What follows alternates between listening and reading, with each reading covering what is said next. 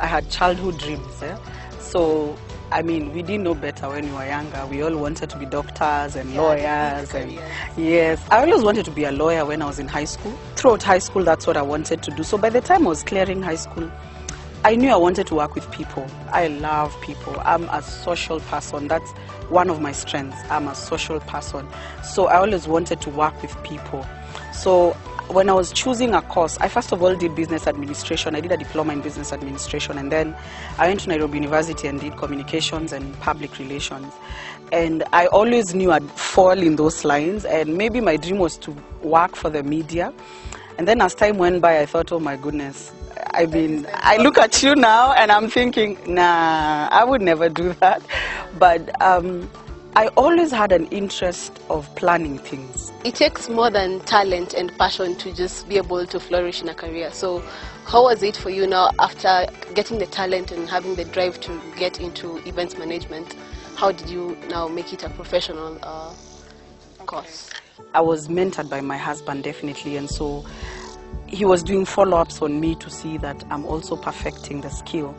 But one thing that I came to learn, it's good to sharpen your skill. Even if you think you're talented, you can't just wake up in the morning and say, I'm going to plan somebody's event, and you've never planned it.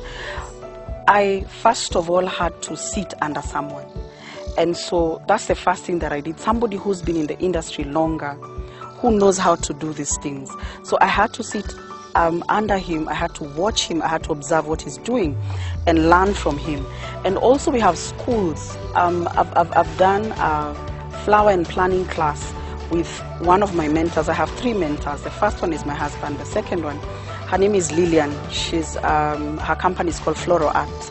She's an amazing woman, very talented, and she opens up her heart to teach you stuff. And I sat under her for about 4 months.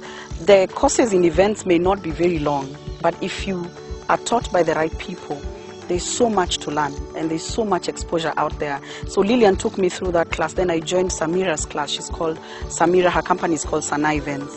And she's been in the industry for about 9 years, and she has a lot of experience in this industry. So it's very important to sit under someone and learn from them. These people have gone ahead of you. They know what should be done. They will help you know how to, rearrange yourself, how to structure your company, how to do things in the industry, how to make sure you have a good name. Because we have so many people, quote unquote, event planners, who do not have any experience, who have no knowledge, but they just come to the field, and that's why they're even creating a bad name for event planners. That there are people who you tell you need a plan, and they said, oh, those people just want my money. Because they've handled such people before who had no experience, who had no knowledge, and so they let them down. So I'd say it's important to also sit under someone beyond the talent, beyond the gift. Sharpen it. Sit with people who've already done these things before you. Try and learn from them. They have a lot to teach you. And so that's another thing that really I had to also do to become more professional. So I'm sure that at this moment,